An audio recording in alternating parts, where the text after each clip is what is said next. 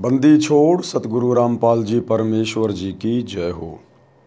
परमपिता परमात्मा सारी सृष्टि के रचनहार, कुल मालिक, असंख्य ब्रह्मांडों के स्वामी, जगत गुरु, तीनों लोकों में प्रवेश करके सबका भरण पोषण करने वाले राजाधिराज, आत्माधार, नाथों के नाथ, देवों के देव, महादेव, सर्वेश्वर, महेश्वर, मृत्युंजय, अजरो अमर, आदि अनादि सनातनी प्रभु, जगत पिता जगदीश्वर, श्री श्री 1008 की उपाधि के वास्तविक अधिकारी,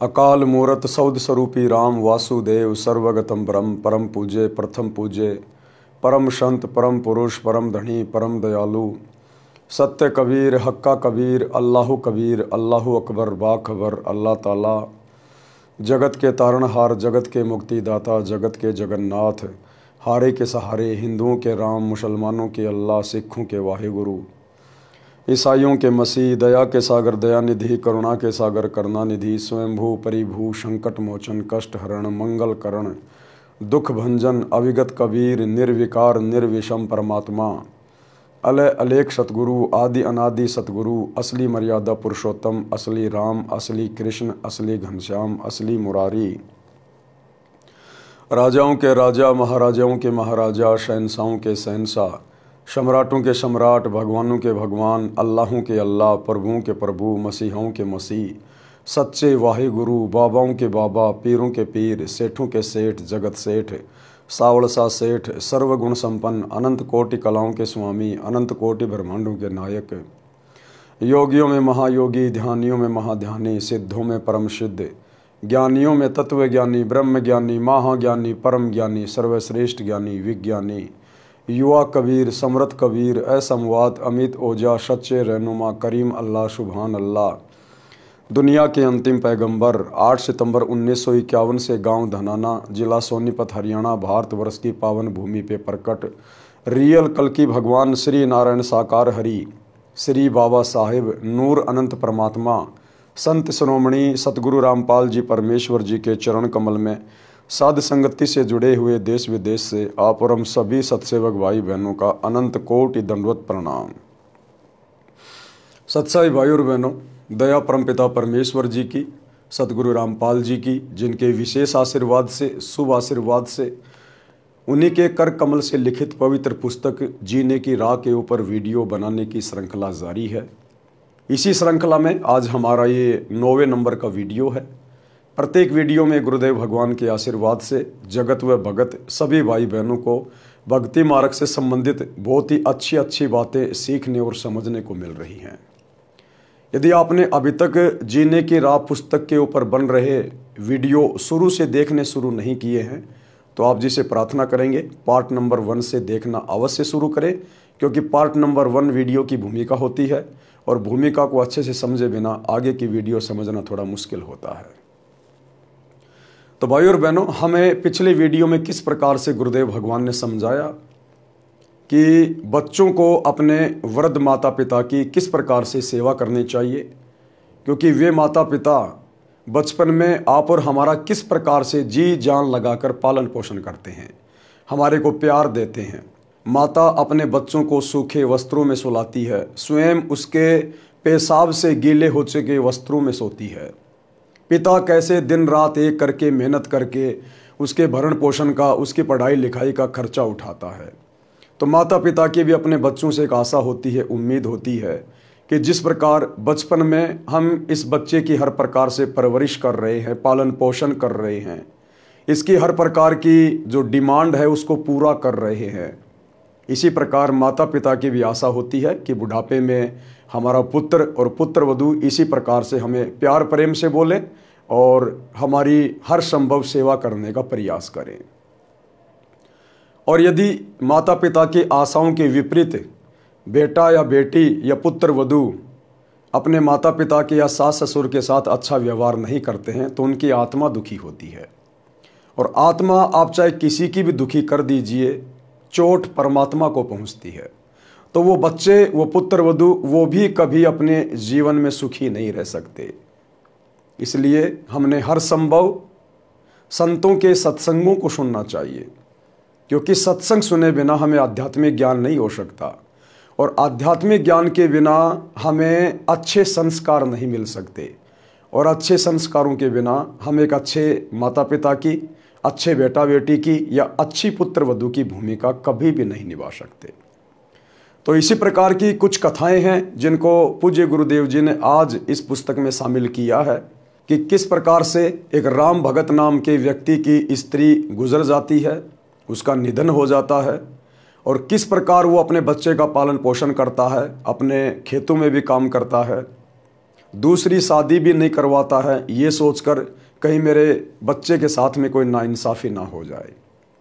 अपने बच्चे की हर प्रकार की ज़रूरतों को पूरा करने का प्रयास करता है, और आगे चलकर जब राम भगत के बेटा और उसकी पुत्र वधू उसके साथ अच्छा व्यवहार नहीं करते हैं तो किस प्रकार से उसकी आत्मा दुखी होती है। फिर किस प्रकार से राम भगत का एक रिश्तेदार उसके पास आता है जो पहले से सतगुरु रामपाल जी से उपदेशी था, रामनिवास नाम था। वो राम भगत को समझा बुझाकर सतगुरु रामपाल जी के सत्संग में लेकर जाता है, उसको उपदेश दिलवाता है, और धीरे धीरे राम भगत भी अपने परिवार को, अपने पोता पोतियों को, पुत्र वधू को सत्संग से जोड़ने का प्रयास करता है। और एक समय वो सफल हो जाता है अपनी पुत्र वधू को और अपने दोनों पोतों को सत्संग में ले जाकर। उसके बाद कैसे उस पुत्र वधू का जीवन बदल जाता है, कैसे उसके विचार बदल जाते हैं, और अब आगे की जानकारी हम पूज्य गुरुदेव जी के कर कमल से लिखित इस पुस्तक के माध्यम से प्राप्त करते हैं। पवित्र पुस्तक जीने की राह, पार्ट नंबर 9, पेज नंबर 65। पिता बच्चों की हर संभव गलती क्षमा कर देता है। परमात्मा कबीर जी ने कहा है कि पिता अपने पुत्र पुत्री के सर्व अपराध क्षमा कर देता है। अवगुण मेरे बाप जी बख्शो गरीब नवाज, जो मैं पूत कपूत हूँ तो भी पिता को लाज। शब्दार्थ, परमात्मा सभी प्राणियों का पिता है। पिता में विशेषता होती है कि उसका बेटा बेटी अज्ञानता में गलती कर देते हैं और वे पिता से क्षमा याचना कर लेते हैं कि भविष्य में कभी गलती नहीं करेंगे, तो पिता उनको तुरंत क्षमा कर देता है। इसलिए भगत परमात्मा से विनय करता है कि हे दीनदयाल, आप तो सबके पिता हो, मेरे अवगुण अर्थात अपराध पिता होने के नाते क्षमा करना। मैं कपूत यानी निकम्मा पुत्र भी हूँ तो भी आप पिता का कर्तव्य पालन करके क्षमा करना। पूज्य गुरुदेव हमें एक बहुत अच्छी शिक्षा दे रहे हैं कि आपने अपने गुरु को शब्द रूप में, परमात्मा के रूप में स्वीकार कर लेना चाहिए, क्योंकि परमात्मा के अलावा सतगुरु की भूमिका करके ये सतज्ञान, शास्त्रों के अनुसार ज्ञान इस पृथ्वी पर अन्य कोई प्रदान नहीं कर सकता है। और उसके बाद फिर हमारा भाव बदलेगा, हमारे सोच विचार बदलेंगे, हमें फिर इस रूप में मात्र एक गुरु दिखाई नहीं देगा, हमें परमात्मा दिखाई देगा, परमेश्वर दिखाई देगा। और उसके बाद भाइयों और बहनों, जब हम गुरु को परमात्मा मान लेते हैं तो भविष्य में हम कभी गलती नहीं करेंगे। फिर यदि फिर भी जाने अनजाने में कोई गलती हो जाती है, क्योंकि हम नादान हैं, हम बच्चे हैं, इस काल के द्वारा परेशान की गई आत्माएं हैं, तो गुरुदेव ने बताया यदि उसके बाद भी कोई छोटी मोटी गलती हो जाती है, कोशिश करो कि जानबूझ के गलती ना हो। यदि फिर भी कोई जाने अनजाने में ऐसा दबाव या प्रेशर से गलती हो जाती है तो उसके बाद आपने अपने गुरुदेव भगवान से हृदय से क्षमा याचना मांगनी चाहिए। मालिक अंतर्यामी है, वो आत्मा का साथी है, वो सर्वे सर्वा है, सर्वद्रष्टा है, अंतर्यामी है। अगर आप सच्ची नीयत से, अपनी आत्मा से, अपने घर बैठे अपने दरबार साहिब के सामने परमात्मा को दंडवत करके हृदय से क्षमा मांगेंगे तो परमात्मा आपकी उस गलती को माफ़ कर देता है, और भविष्य में फिर हम दोबारा वो गलती करने का प्रयास ना करें। इसलिए आप और हम सभी भगत भाई बहन को गुरुदेव शिक्षा देते हैं कि आत्मा और परमात्मा के बीच में कोई एजेंट नहीं होता, कोई दलाल नहीं होता, किसी प्रकार का कोई कोऑर्डिनेटर करने वाला व्यक्ति नहीं होता, क्योंकि आत्मा का डायरेक्ट संबंध परमात्मा से होता है, गुरु अंतर्यामी होता है। यदि भगत की नीयत सच्ची है, भाव श्रद्धा अच्छी है, तो परमात्मा उसकी बात सुनता है। गुरुदेव कहते हैं चीटी पायल बाजे पैर, साहिब सुनता है सब लहर।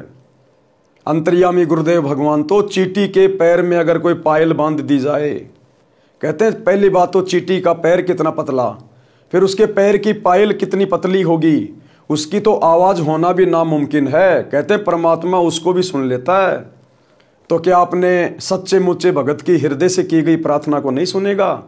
महाभारत के युद्ध में जब टटेरी पक्षी ने अपने अंडों की रक्षा के लिए परमात्मा से पुकार की, परमात्मा ने उसकी भी पुकार सुनी। बीच में कोई कोऑर्डिनेटर नहीं, बीच में कोई किसी प्रकार का एजेंट नहीं, कोई दलाल नहीं। भगत प्रहलाद ने त्रेता युग में अपने पिता के अत्याचारों से दुखी होकर परमात्मा से हृदय से प्रार्थना की। परमात्मा ने उसकी प्रार्थना सुनी, नरसिंह रूप धारण करके आए, हिरण्याकुश की छाती फाड़ी। क्या प्रहलाद ने बीच में कोई एजेंट बनाया था, कोई दलाल बनाया था कोऑर्डिनेट करने के लिए? क्या किसी व्यक्ति को खड़ा किया था? नहीं। जब मीराबाई ने जहर पिया तो अपने परमात्मा से हृदय से पुकार की, हृदय से प्रार्थना की। बीच में कोई दलाल नहीं, कोई एजेंट नहीं, परमात्मा ने उसकी भी पुकार सुनी। आज तो परमात्मा धरती पे प्रकट है हमारी पुकार सुनने के लिए, और हम भक्तों का जो कनेक्शन है डायरेक्ट उनसे जुड़ा हुआ है, क्योंकि हम उनकी शरण में हैं। आज तो बड़ी आसानी से सुनेगा परमात्मा, लेकिन सच्चे मुच्चे भगत की सुनेगा, पाक साफ दिल वाले भगत की सुनेगा। बार बार जानबूझकर गलतियां करने वाले की परमात्मा सुनकर भी अनसुनी कर देगा। तो यहां समझाया गया है कि एक सांसारिक पिता भी अपने बच्चे की सैकड़ों गलतियां माफ कर देता है, नज़रअंदाज कर देता है, भूल जाता है। जबकि सतगुरु तो हमारे परम पिता होते हैं, सांसारिक माता पिता से हमें हजारों गुना ज़्यादा प्रेम करते हैं, प्यार करते हैं। फिर भला वो कैसे हमारी गलतियों को दिल पे रख के चल सकते हैं? लेकिन अध्यात्म का एक नियम है भाई और बहनों, अध्यात्म में परमात्मा का काल के साथ वचन है, एग्रीमेंट है। इसलिए हमने बार बार गलतियां करने से बचना चाहिए। तो क्या बताया गुरुदेव ने? आगे हमें गुरुदेव राम भगत नामक एक भगत की कथा सुना रहे हैं। इस कथा के माध्यम से पता चलेगा कि संस्कार चाहे कितने ही बिगड़े हुए क्यों ना हो, आपका बेटा बेटी या पुत्र वधू कितने ही निकम्मे क्यों ना हो, यदि उनको सत्संग की राह पे चला दिया जाए तो सत्संग में जाने से, सतगुरु के वचन उनके कानों में पढ़ने से उनका हृदय परिवर्तित हो सकता है। आपका घर जो कलह कलेश का अड्डा बना हुआ है, आपका घर सुखी हो सकता है, स्वर्ग बन सकता है। तो परमात्मा राम भगत की कथा के माध्यम से हमें समझा रहे हैं। राम भगत की पत्नी का देहांत हो गया। उस समय उसका बेटा 3 वर्ष का था। उस व्यक्ति की रिश्तेदारी में एक घटना ऐसी घटी थी जिसने उसको झंझोर कर रख दिया। कथा इस प्रकार है। उसके मामा जी अपनी बहन यानी राम भगत की माताजी से लगभग 10 वर्ष बड़े थे। राम भगत के मामा जी थे जो राम भगत की माताजी से 10 साल बड़े थे। तो उनके जीवन में एक घटना घटी थी जिससे शिक्षा लेकर राम भगत ने दोबारा से शादी करने का विचार अपने दिलो दिमाग से त्याग दिया। मामा जी के 2 पुत्र थे। राम भगत की मामी जी का देहांत हो गया। मामा जी ने दूसरा विवाह कर लिया। दूसरी पत्नी को पुत्र हुआ। दूसरी पत्नी पहले वाली के पुत्रों से ईर्ष्या करने लगी। ये विचार किया कि 15 एकड़ जमीन है, 3 जगह बटेगी। उसने उन बच्चों को काच पीस कर दूध तथा खाने में खिला पिला दिया, जिससे दोनों की धीरे धीरे रोगी होकर मृत्यु हो गई। राम भगत के मामा जी की पहली शादी हुई, उससे उसको 2 बेटे प्राप्त हुए। उसके बाद में उसकी पत्नी का देहांत हो गया। अपने बच्चों की परवरिश के लिए, पालन पोषण के लिए राम भगत के मामा जी ने दूसरी शादी करी।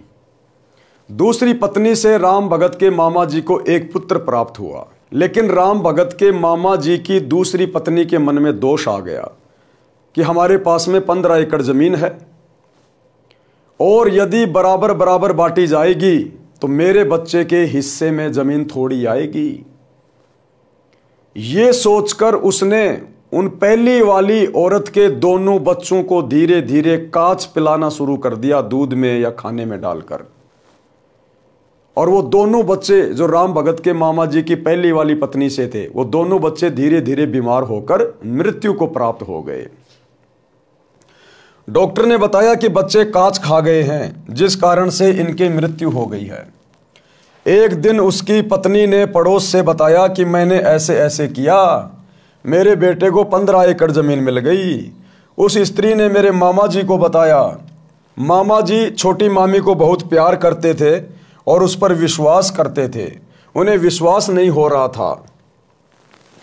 एक दिन छोटी मामी अपने भाई से बता रही थी कि मैंने ऐसे ऐसे किया, तेरे भांजे को 15 एकड़ जमीन मिल गई। एक दिन उसका भाई उसके घर पे आया हुआ था और वो अपने भाई से सारी बातें बता रही थी। उसी समय राम भगत भी अचानक से घर के खिड़की के पास में खड़ा होकर सारी बातें सुन रहा था और उसको बड़ा धक्का सा लगा कि जिस औरत पे मैं इतना विश्वास करता था उस औरत ने कैसा घटिया कर्म किया है। और उस औरत के भाई ने, जिसको वो सारी बातें बता रही थी कि तेरे भांजे को 15 एकड़ जमीन मिल गई, मैंने ऐसे ऐसे उन दोनों बच्चों को दूध में कांच पिला पिला के मार दिया, तो उसका भाई भी उसको धमका रहा है कि इस पाप को लेकर कहां जाएगी, परमात्मा के दरबार में तुझे जवाब देना पड़ेगा। तूने ऐसा कुकृत्य क्यों किया, तूने तो बहुत बड़ा जालिम कर्म किया है। ये बात मेरा मामा भी सुन रहा था क्योंकि वह खिड़की से बाहर स्वाभाविक खड़ा था। मामी का भाई बोला कि बहन तूने जुल्म कर दिया, इस पाप को कहाँ रखेगी, आज के बाद मैं तेरी शक्ल देखने भी नहीं आऊँगा। उसका भाई कोई अच्छी आत्मा का था। उसके भाई ने भी उसको धमकाया कि बहन तूने ये क्या कर दिया, आज के बाद मैं तेरी शक्ल भी नहीं देखूंगा। मामा जी का दिमाग फटने को हो गया, घर त्याग कर अपनी बहन के घर आ गया, यानी हमारे राम भगत के घर पर जीवन व्यतीत किया। कुछ वर्ष के पश्चात छोटी मामी से जन्मा वह पुत्र भी मर गया। अब ऐसी निकम्मी के खुद के पुत्र कैसे जीवित रह सकते हैं जो दूसरों के पुत्रों के साथ में ऐसा अत्याचार कर रही है। कुछ दिनों के बाद में उसका जो पुत्र था, जिसको 15 एकड़ जमीन का मालिक बनाने के लिए उसने 2 बच्चों की हत्या कर दी थी, कुछ दिनों बाद में उसका बेटा भी मर गया। वह छोटी मामी किसी के साथ भाग गई। पता चला कि उस व्यक्ति ने उसके गहने छीनकर मारकर कुएं में डाल दिया। पुलिस को पता चला तो उस व्यक्ति को फांसी लगाई गई। इस सर्वनाश महाभारत को याद करके राम भगत ने दूसरा विवाह नहीं किया। ये सारी बातें विचार करके राम भगत ने दूसरा विवाह नहीं किया कि मेरे मामा जी ने दूसरा विवाह किया था। उसके बाद उनका पूरा का पूरा परिवार बर्बाद हो गया, सर्वनाश हो गया। कहीं मेरे बच्चे के साथ में ऐसा ना हो जाए, कहीं कोई निकम्मी औरत घर में ना आ जाए। अपने बच्चे के लिए, अपने बेटे के लिए, उसके सुखद भविष्य के लिए राम भगत जी ने दूसरी शादी नहीं की। लड़के को अपने साथ रखता, हल जोतता था तो पुत्र को कंधे पर बैठा कर रखता था, थक जाता था तो पेड़ के नीचे लेटा देता, स्वयं खाना बनाता, स्वयं स्नान कराता, कपड़े साफ करता, जैसे तैसे लड़का जवान हुआ। यानी राम भगत ने अपने बेटे को कितना प्यार दिया बचपन में, किस कदर उसका पालन पोषण किया, स्वयं सारी मेहनत करता था, बच्चे को पढ़ाया लिखाया, हर प्रकार से उसको समझदार बनाया। विवाह कर दिया, फिर भी सब कार्य करता था। लड़का भी काम में हाथ बटाता था, परंतु कठिन कार्य स्वयं ही करता था। वृद्ध अवस्था ने जोर दिया, कार्य कुछ नहीं कर पा रहा था, पुत्र वधू को व्यर्थ का खर्च लगने लगा। अब एक समय बाद में राम भगत बूढ़ा हो गया, पहले जैसी मेहनत नहीं कर पा रहा था, ज्यादातर घर पर ही खाट में पड़ा रहने लगा। अब राम भगत के बेटे की बहू को यह अच्छा नहीं लगता था। उसको लगता था ये तो फालतू का खर्चा है, ना कुछ करता है ना कुछ धरता है। अब भाई और बहनों, यहां पर 2 बातें हैं, क्योंकि हमने निष्कर्ष निकाल के चलना है। खाली ये कथाएं नहीं पढ़नी है, हमने इन कथाओं से शिक्षा लेनी है। सबसे पहली बात तो राम भगत, जिसने पूरी जिंदगी बैल की तरह कमा कमा के केवल अपने बच्चे को सुखी देखना चाहा और परमात्मा की भक्ति नहीं की, जबकि सुखी जीवन परमात्मा की भक्ति से मिलता है। बच्चे आपको सुखी जीवन नहीं दे सकते। बच्चों का संस्कार अलग है, आपका संस्कार अलग है। अगर वो राम भगत शुरू से परमात्मा की भक्ति भी ले लेता, सतगुरुदेव भगवान से उपदेश ले लेता, तो उसके बच्चे में और उसकी पुत्र वधू में अच्छे संस्कार प्रफुल्लित होते, और अच्छे संस्कार वाले बेटा बेटी फिर अपने माता पिता को दुखी नहीं करते, उनको बोझ नहीं समझते, व्यर्थ का भार नहीं समझते उनको, और परमात्मा की अमरती है। उस प्रकार से भगत का बुढ़ापा नहीं कटता। उस भक्ति की शक्ति से परमात्मा अपने भगत को बुढ़ापे में दुखी नहीं होने देता, उसको रोगी नहीं होने देता परमात्मा। और भक्ति के कारण उसके बच्चों में भी परमात्मा दया भाव भर देता है। बच्चे भी प्यार और प्रेम से बातें करते हैं अपने भगत माता पिता के साथ। तो राम भगत ने यह गलती की, वो केवल अपने बुढ़ापे का सहारा अपने बेटे को मानता रहा, अपनी पुत्र वधू को मानता रहा कि बेटे को बढ़िया खिलाऊंगा, बढ़िया पिलाऊंगा, आगे चलकर बेटे की शादी करूंगा, फिर मेरी पुत्र वधू आएगी, वो मेरी सेवा करेगी। लेकिन ये तो जीव की सोच है, जीव की सोच। जबकि आध्यात्मिक दृष्टि से गुरुदेव बताते हैं कि उस पुत्र वधू के संस्कार अलग होते हैं, बेटे के संस्कार अलग होते हैं। बचपन में तो बेटा माता पिता के अधीन होता है, इसलिए कुछ विशेष नहीं कह पाता। लेकिन जब बेटा जवान हो जाता है, उसके अपने संस्कार काम करने लगते हैं, वो तो उस समय पता चलेगा कि वो सपूत है या वो कपूत है, आपने चाहे कितनी परवरिश क्यों ना की है।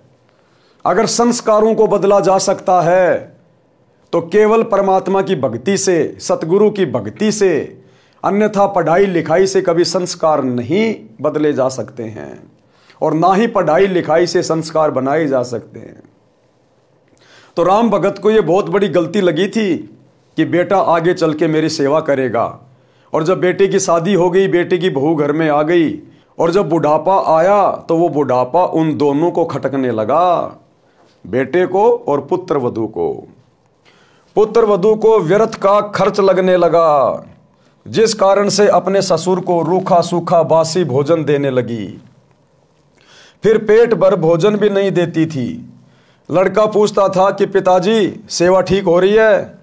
पिताजी कहते कि बेटा कोई कसर नहीं है, बड़ी भाग्यवान बहू है। राम भगत एक अच्छे व्यक्ति की भूमिका निभा रहा था। यह अच्छे भगत की भूमिका हम सभी ने निभानी चाहिए। राम भगत जिस प्रकार से अपनी पुत्र वधू की बड़ाई कर रहा है अपने बेटे के आगे, उसकी कमियां नहीं बता रहा कि बेटा ये बहू तो मुझे सीधे मुंह बोलती भी नहीं है, मुझे तो पेट भर भोजन भी नहीं दे रही है, मेरे को तो ताजा भोजन खाए हुए कई दिन हो गए, रूखा सूखा बासी भोजन मुझे दे रही है। ये सारी बातें राम भगत ने नहीं बताई कि कहीं घर में झगड़ा ना हो जाए, मेरे बेटे को कोई टेंशन ना हो जाए। एक अच्छे पिता की भूमिका राम भगत निभा रहा था, और ये अच्छे पिता की भूमिका आगे चलकर राम भगत को कितना सुख देगी, ये भी हमें शिक्षा मिलेगी।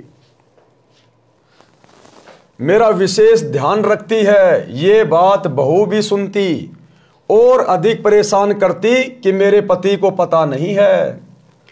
वृद्ध भी मेरी चाल से अपरिचित है। एक दिन लड़के ने देखा कि पिताजी को भोजन ठीक नहीं मिला, तो उसने पत्नी को कहा तो पाखंड करने लगी कि घर देखकर खाया जाता है, आपको घर की चिंता नहीं है, सारा घर मेरे से चल रहा है, मुझे पता है कि खर्च कैसे चलाना है।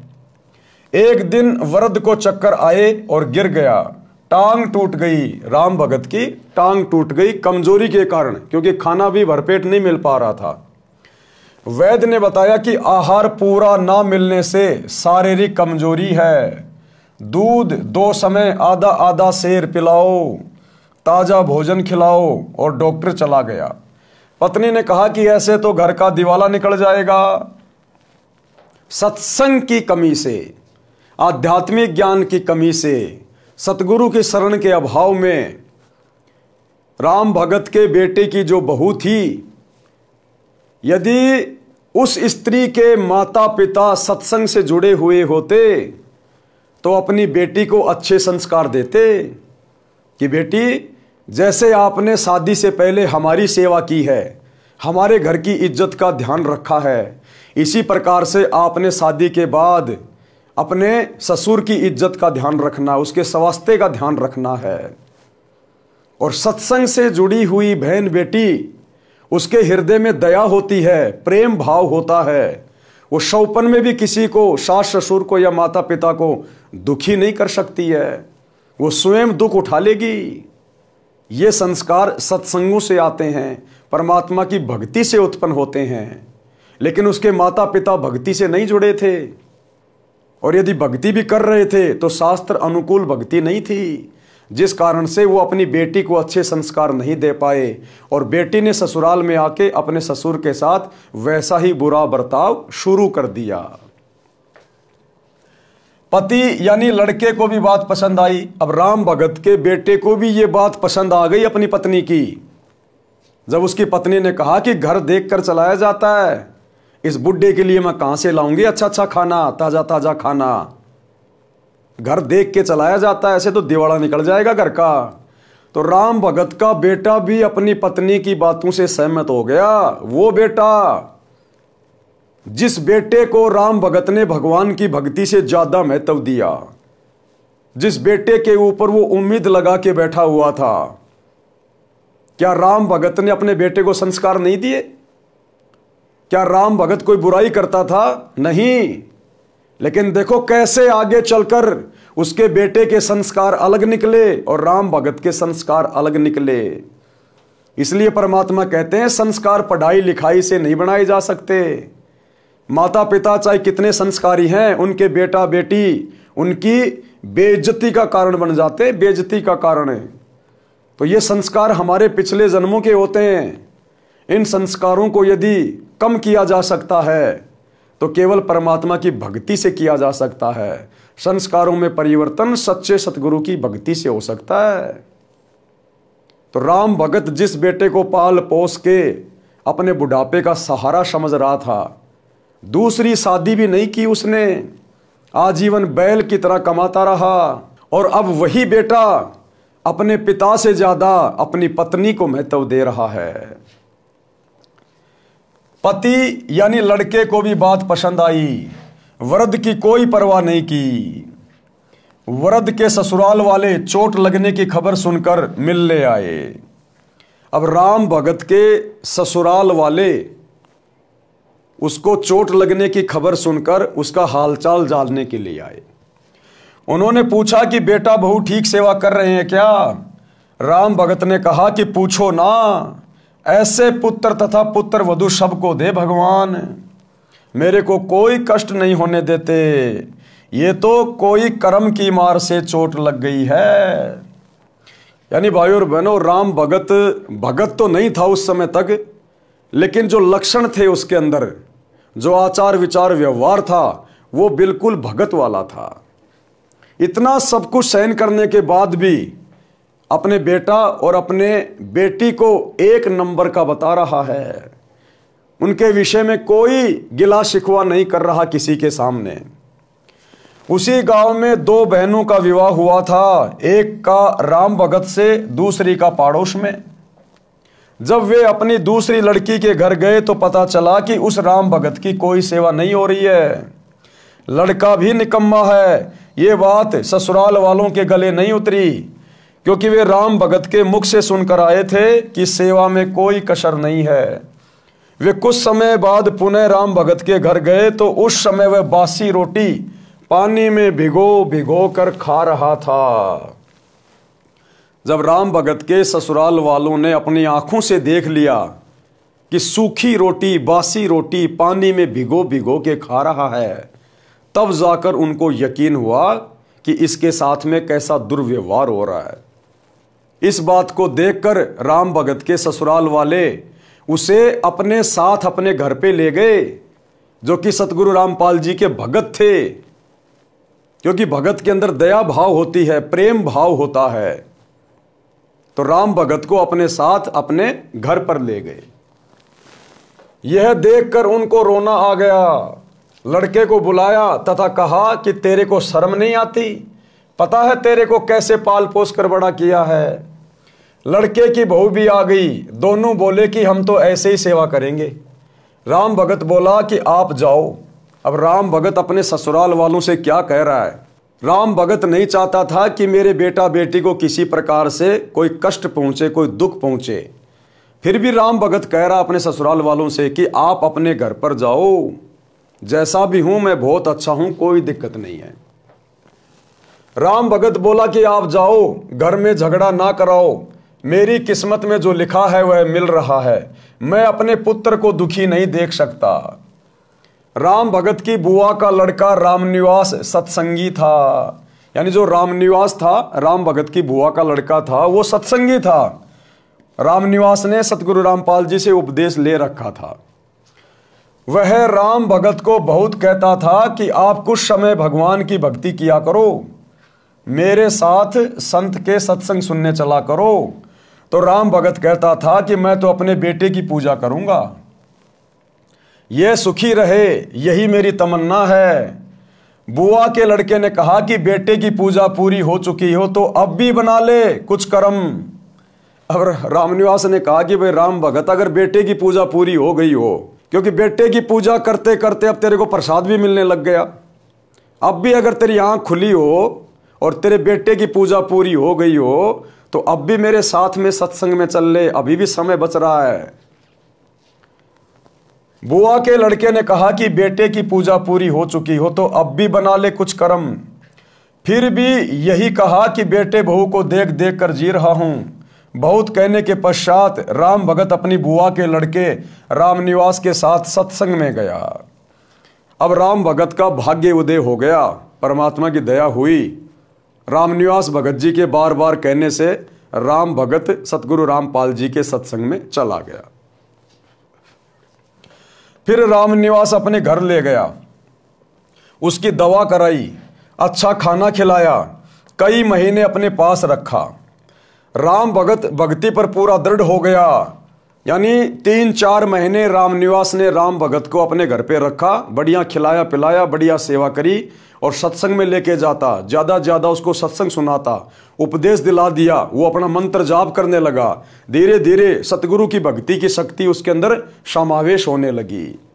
तो फिर एक दिन राम भगत वापस अपने घर को चला।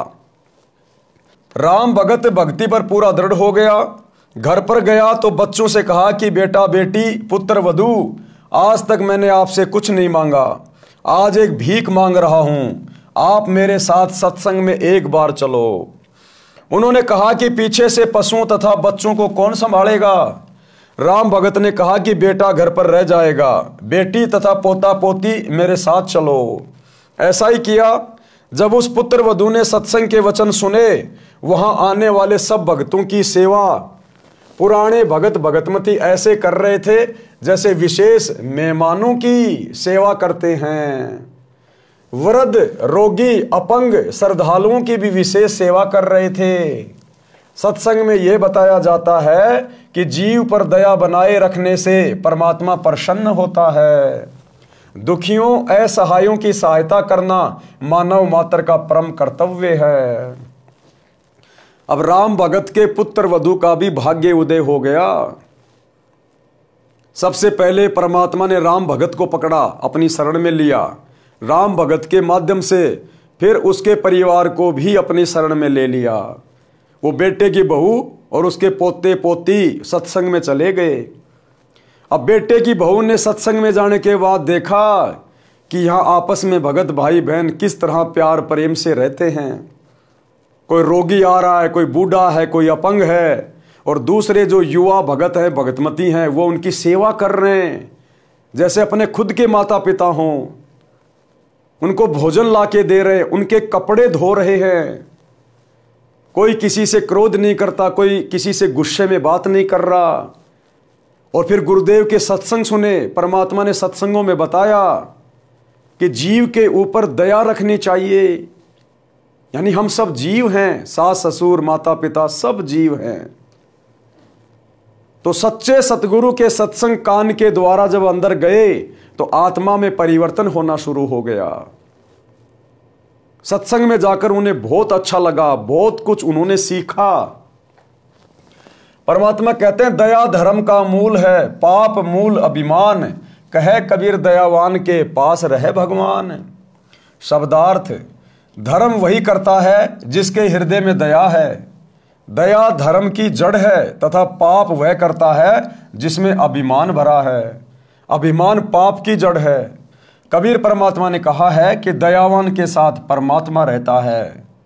यानी जब हम भक्ति करेंगे, भगत बन जाएंगे, तो हमारे अंदर दया भाव उत्पन्न होगा, हम दयावान बन जाएंगे, और ऐसे भक्तों के साथ में, ऐसी आत्माओं के साथ में फिर सदा परमात्मा रहता है। और परमात्मा जिसके साथ में हो लिया, फिर उसको कष्ट कैसा, उसको दुख कैसा, फिर अभिमानी के पास नहीं रहता। राम भगत की पुत्र वधू जिस भगतमती के पास बैठी थी, वह बोली कि बहन आप भी कुछ सेवा कर लो।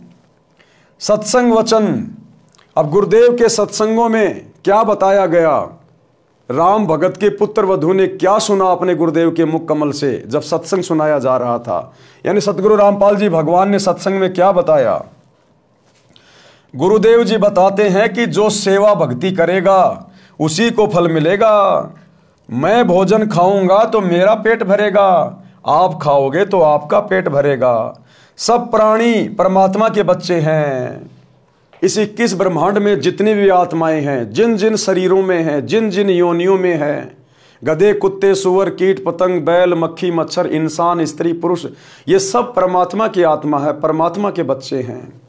आपको सृष्टि रचना से पता चलेगा हम यहाँ पर क्यों आके फंसे हैं, क्यों हम जन्म रहे हैं, क्यों मर रहे हैं, क्यों कष्ट उठा रहे हैं, क्यों 84 लाख योनियों में महाकष्ट भोग रहे हैं। तो हम सभी आत्माएं परमात्मा की हैं। सब प्राणी परमात्मा के बच्चे हैं। आप धनी के बच्चे समझकर सेवा करो।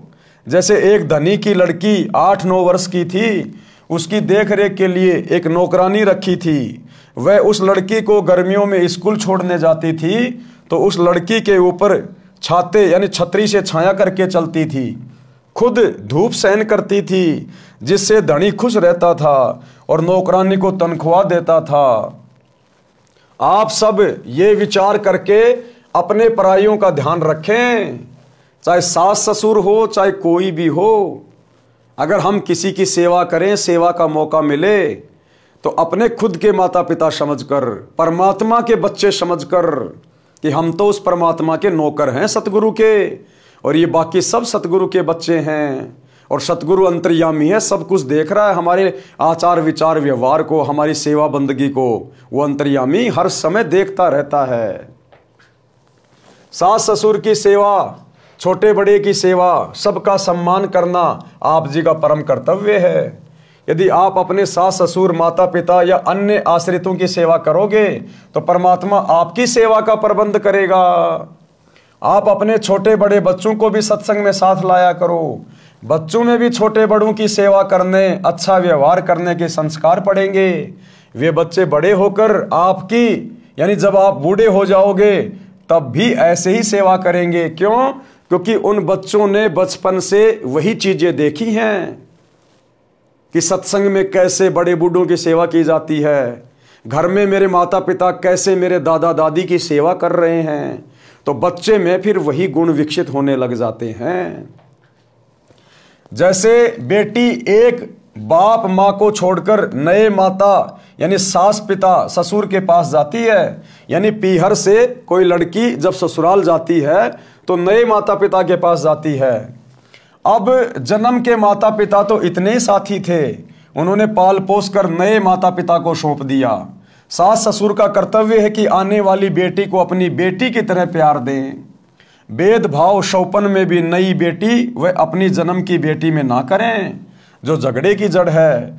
पुत्र वधू को चाहिए कि नए घर की परिस्थितियों के अनुसार अपने आप को ढाले, माँ के घर वाले बर्ताव को कम प्रयोग करे। यानी ससुराल में जाने के बाद पहले माता के घर में पीहर में हम जो मर्जी किया करते थे, छोटा मोटा लड़ाई झगड़ा कर लिया करते थे, किसी चीज़ के लिए जिद पकड़ के बैठ जाया करते थे। तो गुरुदेव कह रहे ससुराल में जाने के बाद अपने व्यवहार में भी बदलाव लाना चाहिए। अब पुत्र वधू का घर परिवार यही ससुराल है। शिक्षा कथा, अब गुरुदेव ने सत्संग में फिर ये क्या और शिक्षा दी, एक नई कथा बताई। यानी राम भगत की और उसके परिवार की जो कथा है वो तो चल ही रही है। जब राम भगत की पुत्र वधू वहां आई, उसने देखा, सेवा भाव देखा, और उसके बाद जब गुरुदेव सत्संग करने लगे तो सत्संग में गुरुदेव ने और किस कथा का जिक्र किया? शिक्षा कथा। एक पुत्र वधू अपनी सास को बहुत दुखी रखती थी, उसको फटे हुए मिट्टी के घड़े के टुकड़े यानी ठीकरे में भोजन खिलाती थी। एक पुत्र वधू थी, वो अपनी सास को बहुत ज्यादा दुखी करती थी। और जैसे मटका वगैरह फूट जाता है, पहले के समय में जब कोई मटका वगैरह फूट जाता था तो उसमें जो है कुत्तों को छाछ वगैरह रखा करते थे। तो वो पुत्र वधू अपनी सास को उस टूटे हुए ठीकरे में यानी उस मटके के फूटे हुए टुकड़े में खाना खिलाती थी, जैसे कुत्तों को खिलाते हैं। कभी कभी साफ करती थी। उसके लड़के का विवाह हुआ, कुछ समय उपरांत सास की मृत्यु हो गई। तब वह अपनी पुत्र वधू से बोली कि इस ठीकरे को फोड़कर बाहर फेंक दे। कुछ समय बाद में उस औरत का लड़का बड़ा हो गया, उसकी शादी हो गई, उसके बेटे की बहू घर आ गई। उधर से उसकी सासू मर गई, जिसके साथ वो अच्छा व्यवहार नहीं करती थी। जब सासू मर गई तो उस स्त्री ने अपने बेटे की बहू से कहा कि इस ठीकरे को बाहर जाके फोड़ दे। तो उस पुत्र वधू ने कहा कि फोड़ूंगी नहीं, मैं इसको बाहर जाके फोड़ूंगी नहीं, इसको तो मैं संभाल के रखूंगी। कल को तू भी तो बूढ़ी होगी, और जब तू बूढ़ी हो जाएगी तो तेरे को भी तो इसी ठीकरे में भोजन खिलाऊंगी। वो पुत्र वधू बहुत समझदार थी, वो सतगुरु रामपाल जी से उपदेश प्राप्त थी। वो ऐसा उसके साथ करना नहीं चाहती थी, लेकिन अपनी सास को शिक्षा देनी चाहती थी कि तूने कितना जुल्म किया है अपनी सास के साथ में। तो उसने कहा कि इसको फोड़ूंगी नहीं, कल को तू भी तो बुढ़िया होगी, तेरे को भी इसी ठीकरे में भोजन डाल के दिया करूंगी। तब वह अपनी पुत्र वधू से बोली कि इस ठीकरे को फोड़कर बाहर फेंक दो। वह पुत्र वधू बोली कि सास जी, आपको भी इसी ठीकरे में भोजन दिया करूंगी, आपने बड़े जुल्म उस बुढ़िया के साथ किए हैं। तब वह अपनी गलती को समझकर बहुत रोई। पुत्र वधू बुद्धिमान थी, शाम तक उस ठीकरे को नहीं फोड़ा। उसकी सास को वह ठीकरा दुश्मन दिखाई देने लगा। पुत्र वधू ने कहा कि माता जी, मैंने सत्संग सुने, मैं अपने कर्म खराब नहीं करूंगी। ये कहकर ठीकरा फोड़ दिया। पाप कर्म के कारण सास को कैंसर का रोग हो गया। सारा सारा दिन चिल्लाए, पुत्र वधू उसकी सेवा करे, कोई कसर नहीं छोड़ती थी, परंतु कहती थी कि सासू माँ, सेवा तो मैं दिलो जान से करूंगी, परंतु तेरे पाप को मैं नहीं बांट पाऊंगी, ये कष्ट तो आपको ही भोगना पड़ेगा। इन दिनों को याद रखकर, इन बातों को याद रखकर यदि हम सतगुरु की शरण प्राप्त करेंगे तो भाइयों और बहनों, हम ऐसी गलतियां कभी भविष्य में नहीं करेंगे। यदि आप ऐसी गलतियां नहीं करते हैं और आपने उपदेश भी नहीं ले रखा है, आपकी आत्मा बहुत अच्छी है, आपके अंदर दया है, लेकिन फिर भी भाइयों और बहनों, सत्संग के बिना, सच्चे सतगुरु की शरण के बिना हमारे भाग्य में आने वाले संकट नहीं कटेंगे। आप बहुत अच्छी आत्मा के हैं, आप सबकी सेवा करते हैं, और आपके भाग्य में अचानक से कोई रोग होना लिखा है, एक्सीडेंट होना लिखा है, आपकी दोनों टांगे उसमें कटनी है। बताओ, उसको कौन टालेगा? उस संस्कार को कौन मिटाएगा? आपका दया भाव नहीं मिटाएगा, आपकी अच्छाई आपके संस्कार को नहीं काटेगी, संस्कार को तो सतगुरु की भक्ति काटेगी। इसलिए आप अच्छे हैं या बुरे हैं, लेकिन अपने आगे के भविष्य के लिए आपने सतगुरु की शरण लेना अति आवश्यक है। और सच्चा सतगुरु धरती पर केवल वर्तमान में एक ही है, सतगुरु रामपाल जी। यदि सत्संग सुने होते तो ये दिन नहीं देखने पड़ते। अब वो पुत्र वधू अपनी सास को समझा रही है, जिसको कैंसर हो गया था, बहुत ज्यादा रोती थी, चिल्लाती थी, पीड़ा भोग रही थी। तो पुत्र वधू कह रही है कि सासू जी, सेवा तो मैं आपकी दिलो जान से करूंगी, लेकिन आपके जो पाप कर्म है, जिनके कारण आप ये कष्ट भोग रही हैं, ये पीड़ा तो आपको सहन करनी पड़ेगी। अगर समय रहते जाग जाती, संत के सत्संग में जाती, थोड़ी बहुत भक्ति करती तो अपनी सासू की भी सेवा करती डर के भगवान से कि आज इसकी सेवा मैं नहीं करूंगी तो कल को मेरी कौन करेगा, तो ये पाप कर्म करने से बच जाती। तो साथ में वो अपनी सासू को भी समझाती थी। यदि सत्संग सुने होते तो ये दिन नहीं देखने पड़ते। तब उस जालिम औरत ने कहा कि बेटी, मैं महापापणी हूं, क्या मेरा भी उद्धार हो सकता है? मैं भी दीक्षा लेना चाहती हूं। लड़की सत्संगी घर की थी, उसको पता था कि दीक्षा लेकर भक्ति करने से पाप कर्म नष्ट होते हैं। आप चाहे कितने ही घोर पापी हैं, आपने कितने जुल्म कर रखे हैं, यदि आप अंत में उनका प्रायश्चित करके और सच्चे सतगुरु की शरण में आ जाते हैं तो सतगुरु आपके उन पाप कर्मों को धीरे धीरे नष्ट करना शुरू कर देते हैं। उसको पता था कि दीक्षा लेकर भक्ति करने से पाप कर्म नष्ट होते हैं। जिनके अधिक पाप हैं, भक्ति करने से लाभ ही होगा, पाप कम ही होंगे तथा भविष्य में मानव जन्म भी मिल जाता है। यदि मर्यादा में रहकर अंतिम श्वास तक साधना करता रहे।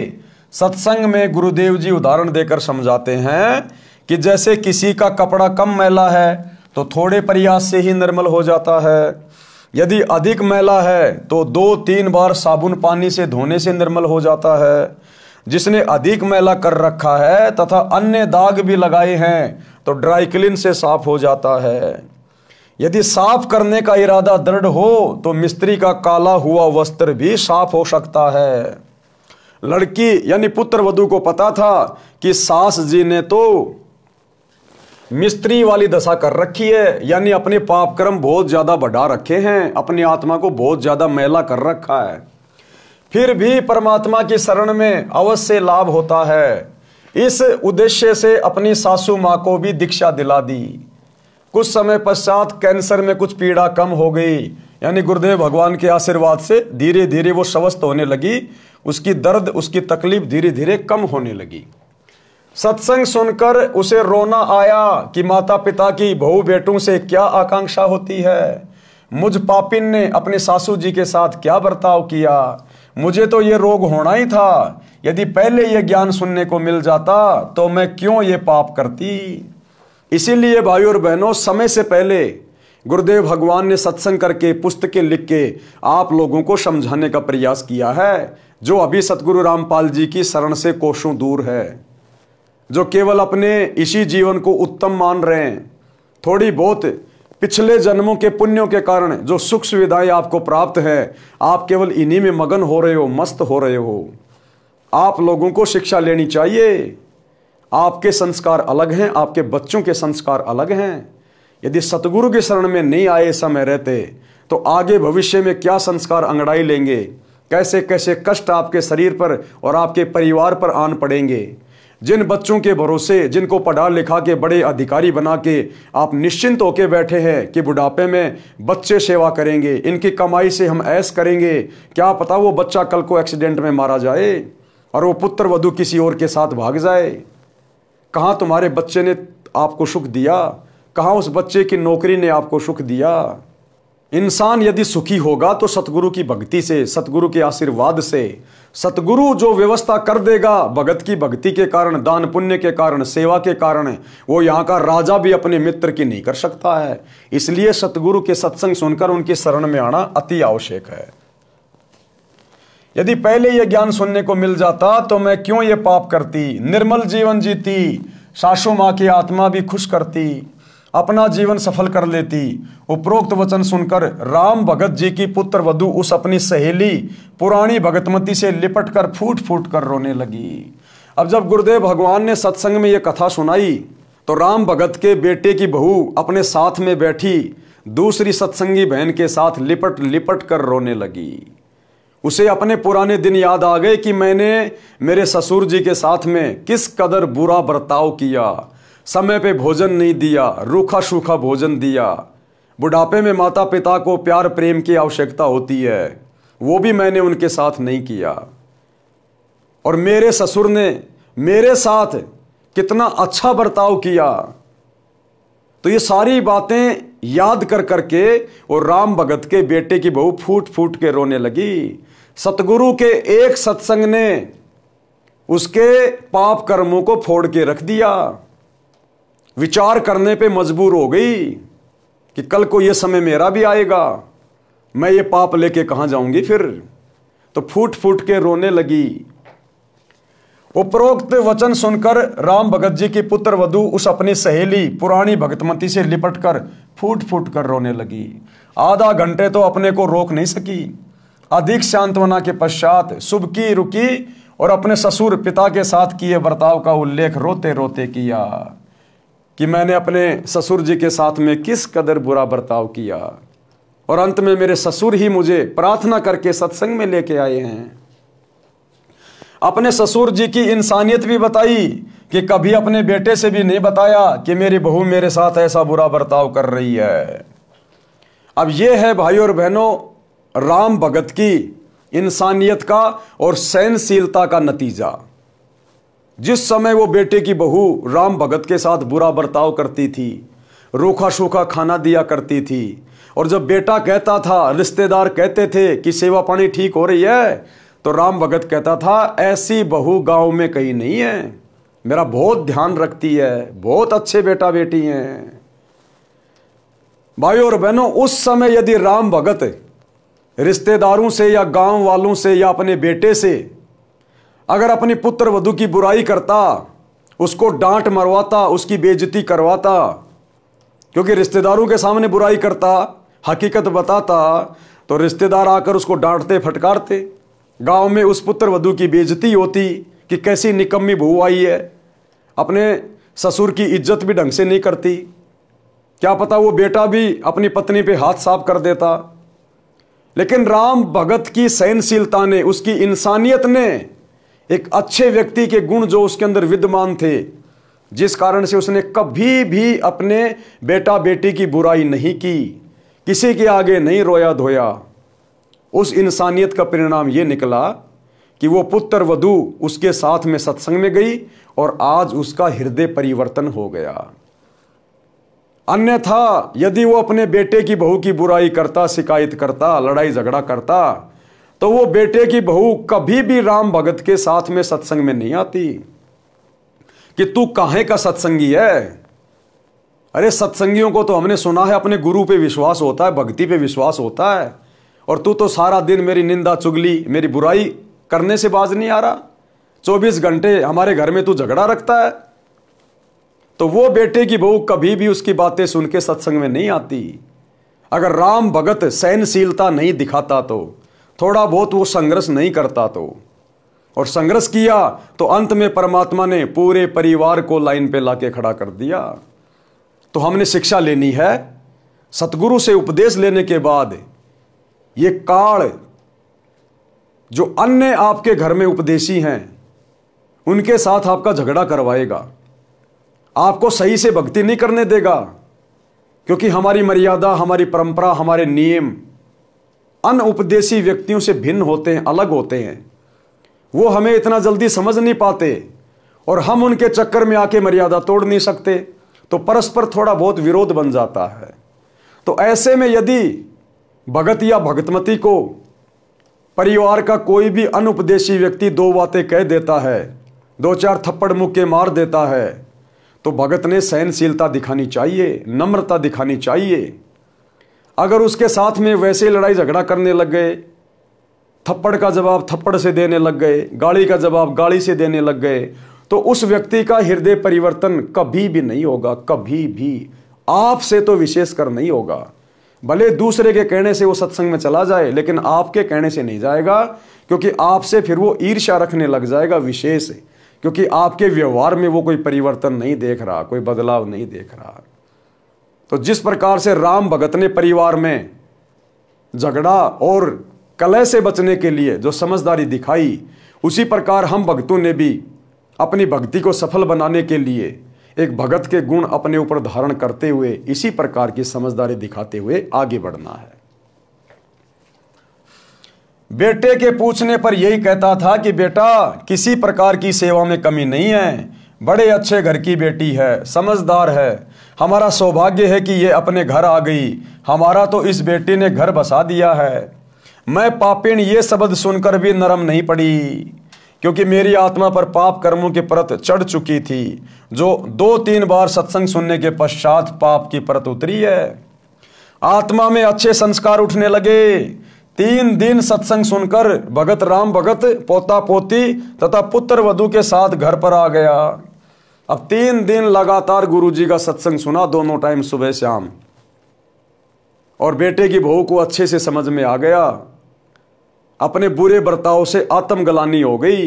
ससुर जी के प्रति उसका विचार, उसका रवैया बिल्कुल बदल गया।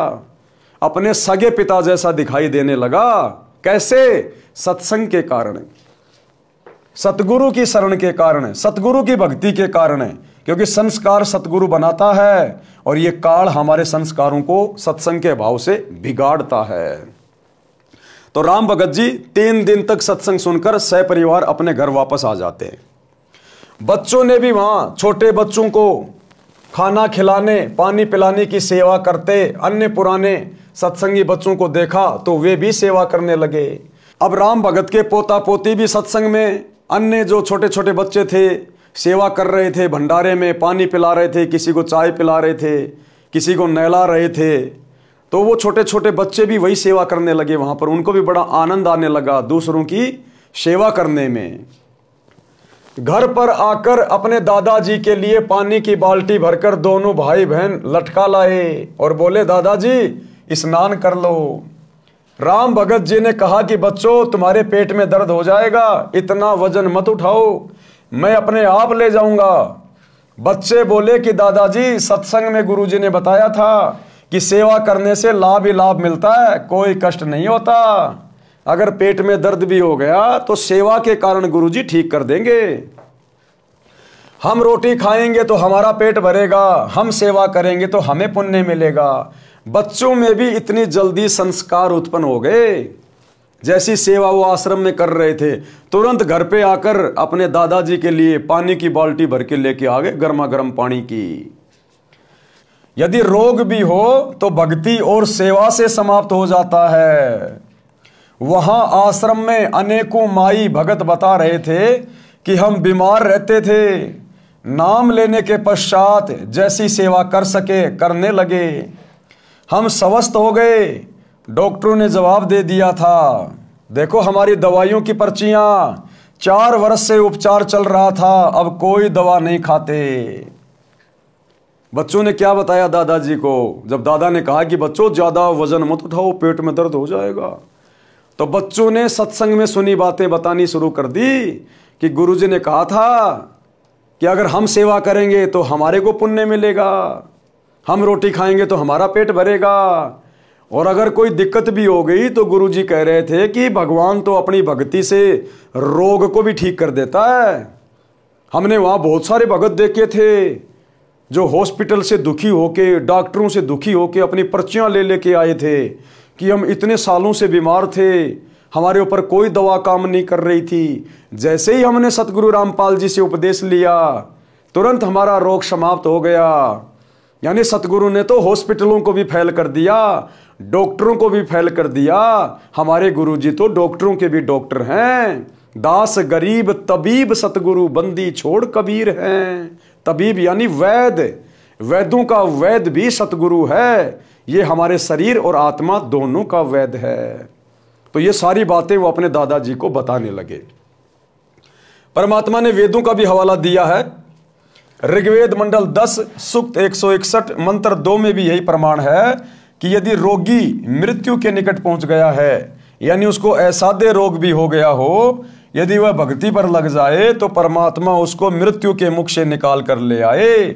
आज हमें वही तो परमात्मा मिला हुआ है, और इस परमात्मा को किसी का रोग ठीक करने के लिए हॉस्पिटल की जरूरत नहीं है, डॉक्टरों की जरूरत नहीं है, मेडिसिन की जरूरत नहीं है। ये परमात्मा समर्थ है अपनी भक्ति की शक्ति से, अपने आशीर्वाद से। सतगुरु जो चावे सो कर ही, 14 कोटि दूत यम डर ही, ऊत भूत जम त्रास निवारे, चित्रगुप्त के कागज फाड़े। अगर धर्मराज के कागजों में भगत की रोग से मृत्यु होनी लिखी हो, परमात्मा उसको भी कैंसिल कर देगा, उसके कागज फाड़ देगा, अपने भगत की तकदीर नए सिरे से अपने हाथ से लिख देगा। उसे स्वस्थ करके 100% यानी पूरी आयु जीवन देता है। लेखक, ये लेखक शब्द क्यों लिखा है पता है लास्ट में? कि ऋग्वेद मंडल में जिस प्रकार से परमात्मा के गुण लिखे हैं ना, आज इस पुस्तक का लेखक है उन समस्त गुणों युक्त। यानी आज लेखक स्वयं धरती पर सतगुरु रूप में आपको उपलब्ध है, प्राप्त है। ये ऋग्वेद में इसी सतगुरु के विषय में लिखा हुआ है। जब सतगुरु कबीर जी धरती पर प्रकट होते हैं संत रूप में, तब वो ऐसे चमत्कार करते हैं। और निसंदेह सतगुरु रामपाल जी की शरण में आने के बाद हजारों नहीं लाखों की संख्या में आपको ऐसे भगत भाई बहन मिलेंगे जिनको देश के बड़े बड़े hospital, PGI, AIIMS, Apollo, Safdarjung, इन्होंने मना कर दिया था कि अब आगे आपका जीवन शेष नहीं है, घर जाइए। घर वालों को कह दिया था 2-3 महीने सेवा कीजिए, इससे ज़्यादा जीवन नहीं है। और जैसे सतगुरु की शरण में आए, उपदेश लिया, भक्ति शुरू की, आज वो घोड़े की तरह दौड़ रहे हैं। ऋग्वेद में लिखा है परमात्मा अपने भगत को, यदि वो मृत्यु के निकट भी पहुंच चुका है, धर्मराज के दरबार में भी यदि यम के दूत उसको ले गए हैं, परमात्मा वहां से भी अपने भगत को छुड़वा कर 100 वर्ष की आयु प्रदान कर देता है भक्ति के लिए। तो आज ये समस्त गुण धरती पर यदि एकमात्र किसी संत में हैं तो सतगुरु रामपाल जी में है, क्योंकि ये स्वयं ऋग्वेद वाला परमात्मा है। इसलिए गुरुदेव ने यहां पर लास्ट में लेखक लिखा है कि ये सारे गुण लेखक कौन है? हमारे गुरुदेव लेखक में उपलब्ध है। इतनी देर में पुत्र वधू आई। अब दोनों बच्चे और दादाजी आपस में बातें कर ही रहे थे, जो बातें गुरुदेव ने सत्संग में सुनाई थी। इतने देर में राम भगत के बेटे की बहू आई और क्या बोली? इतनी देर में पुत्र वधू आई और कहा पिताजी स्नान कर लो। कहाँ तो सूखी रोटी टेढ़ा मुंह करके पकड़ा के जाती थी कि खा ले खाना तो खा ले, व्यर्थ में हमारे ऊपर बोझ बन के बैठ गया, कब मरेगा। और एक सत्संग सुनने से इतना हृदय परिवर्तित हो गया। इसको कहते हैं सतगुरु के वचन की शक्ति। सतगुरु के वचन की शक्ति, जैसे पारस लोहे को सोना बना देता छूते ही, ऐसे ही परम संत के मुख से सत्संग सुनते ही आत्मा इस प्रकार से परिवर्तित होना शुरू हो जाती है। इतनी देर में पुत्र वधू आई और कहा पिताजी स्नान कर लो, धोती यही छोड़ देना, मैं आप साफ कर दूंगी। राम भगत जी ने कहा कि बेटी आपको घर का बहुत कार्य करना होता है, खाना बनाना, पानी लाना, पशु संभालना है, मैं आप धो लूंगा। मेरी टांग भी अब ठीक हो गई है, बस थोड़ा सा लंग रहता है। राम भगत स्नान करके धोती बदलकर धोती धोने लगा। उसी समय बच्चों ने आकर धोती छीन ली और लेकर अंदर भाग गए और अपनी माता जी को दे दी। फिर कुर्ता भी ले गए, दूसरा कुर्ता लाकर दे दिया। लड़का खेत से पशुओं का चारा लेकर आया और पहले की तरह पिताजी को देखा और बिना बोले आगे घर में चला गया। अब बेटे की तो वही पहले वाली आदत। अब बेटे को क्या पता कि तेरी औरत सत्संग सुन के बदल चुकी है। उसके संस्कार सतगुरु ने परिवर्तित कर दिए। उसकी आत्मा में अब दया भाव भर दिया सतगुरु ने। अब वो पहले वाली नहीं रही। लेकिन बेटा तो अभी भी पहले वाला ही था। बेटा घर खेत से आया, अपने पिताजी को देखा और देख के अंदर की ओर चला गया। उसने देखा कि पत्नी निर्मला हलवा बना रही थी। अब ये पॉइंट भाई और बहनों आप और हमारे लिए, हम जितने भी सतगुरु रामपाल जी परमेश्वर जी के फॉलोवर हैं, भगत हैं, ये आप और हमारे लिए है। सतगुरु यानी स्वयं परमात्मा, परमेश्वर, अल्लाहु अकबर, धरती पर यह सत्ज्ञान इनके अलावा और कोई नहीं दे सकता। काल के साथ में टक्कर धरती पर और कोई आचार्य शंकराचार्य नहीं ले सकता। इसलिए सतगुरु स्वयं परमात्मा होता है। और गीता अध्याय 3 श्लोक 13 में लिखा है कि परमात्मा को भोग लगाए बिना जो व्यक्ति अन्न पकाते हैं, अन्न खाते हैं, वो तो समझो पाप खा रहे हैं, पाप। तो ये पूरी दुनिया जो सतगुरु रामपाल जी की शरण से दूर है, चाहे देश का प्रधानमंत्री हो, चाहे अमेरिका का राष्ट्रपति हो, चाहे बहुत बड़ा कोई धनाढ्य व्यक्ति हो, ये पूरी दुनिया रोजाना चाहे 56 प्रकार की भोग खा रही हो, बड़े बड़े 5 स्टार होटल में, ये सब लोग पाप खा रहे हैं, पाप का भोजन खा रहे हैं। क्योंकि इनको पता नहीं है कि परमात्मा कौन है, कैसे भोग लगाया जाता है। और कैसे परमात्मा को भोग लगने के बाद वो भोजन पाप नाशक बन जाता है। तो पूरी दुनिया तो वैसे पाप खा रही है जो सतगुरु रामपाल जी की शरण में नहीं है। अब जितने भगत भाई बहन सतगुरु रामपाल जी की शरण में हैं, उनमें से केवल चंद भाई बहन हैं जो अपने गुरु को परमात्मा मानते हैं, परमेश्वर मानते हैं, अपना इष्ट मानते हैं। वो है सात संगति से जुड़े हुए सत्सेवक भाई बहन। बाकी सतलोक आश्रमों से जुड़े हुए 90% भाई बहन आज भी इस ज्ञान को अच्छे से ना समझ पाने के कारण, अपने कमजोर संस्कारों के कारण अपने गुरुजी में परमात्मा नहीं देख रहे हैं, जिस कारण से वे आत्माएं भी अपने अपने घरों पर अपने गुरुदेव भगवान को भोग लगाकर भोजन प्रसाद ग्रहण नहीं करते हैं, केवल एक छोटी सी अन्नदेव की आरती कर देते हैं। लेकिन यहां परमात्मा को भोग लगाने की बात हो रही है। और भोग लगाने की विधि क्या है अपने गुरुदेव को? हमें जो 3 समय की आरती की पुस्तक मिलती है, नित्य नियम पुस्तिका, उसमें संध्या आरती के बाद में लिखा हुआ भोग लगाने की विधि। आज लग्या साहिब को भोग दीन के टुकड़े पानी का, मोकू कहाँ ढूंढे रे बंदे मैं तो तेरे पास में। इस प्रकार की एक आरती है, कुल मिला के 40 या 42 मिनट के आसपास की। तो इस विधि से यदि वर्तमान में पूरे विश्व में सतगुरु रूप में आए हुए परमात्मा को पहचान कर, अपने अपने घरों को आश्रम बनाकर, ज्ञान को आधार बनाकर, गुरु को इष्ट मानकर यदि कोई भोग लगा रहा है तो केवल सत्सेवक भाई बहन है। हम दोनों समय गुरुदेव को भंडारे का भोग लगाते हैं। सुबह सतगुरुदेव के लिए नाश्ता तैयार किया जाता है और भंडारे के दोनों समय हलवा राम बनाया जाता है। थोड़ा सा, जिसको जितने भी परिवार में उपदेशी हैं या अनुपदेशी हैं, एक एक चम्मच हलवा प्रसाद ले सके। आधा कटोरी, 1 कटोरी हलवा दोनों समय बनता है। तो यह है विधि कंप्लीट। जब आपको परमात्मा की पहचान हो जाए, उसके बाद आप जी खाली अन्नदेव की आरती के साथ में भोग लगा के भोजन नहीं कर सकते। फिर तो आप अपने गुरु को परमात्मा मानकर गीता अध्याय 3 श्लोक 13 के अनुसार भोग की आरती के साथ भोग लगा के भोजन ग्रहण करेंगे। उससे पहले आप जी भोजन खा ही नहीं सकते, क्योंकि अब आपको विधि का पता चल गया कि हमने तो अपने पापकर्म कटवाने हैं और सतगुरु को परमात्मा मानकर भोग लगाकर भोजन खाने से हमारे पापकर्म कटेंगे। और भोग लगाने की आरती क्या है, विधि क्या है, वो नित्य नियम की पुस्तिका में लिखी हुई है। संध्या आरती के बाद, अन्नदेव की छोटी बड़ी आरती के बाद भोग लगाने की विधि। तो सभी सत्सेवक भाई बहन जो सात संगति से जुड़े हैं, वे प्रतिदिन अपने गुरुदेव भगवान को भोग लगाते हैं।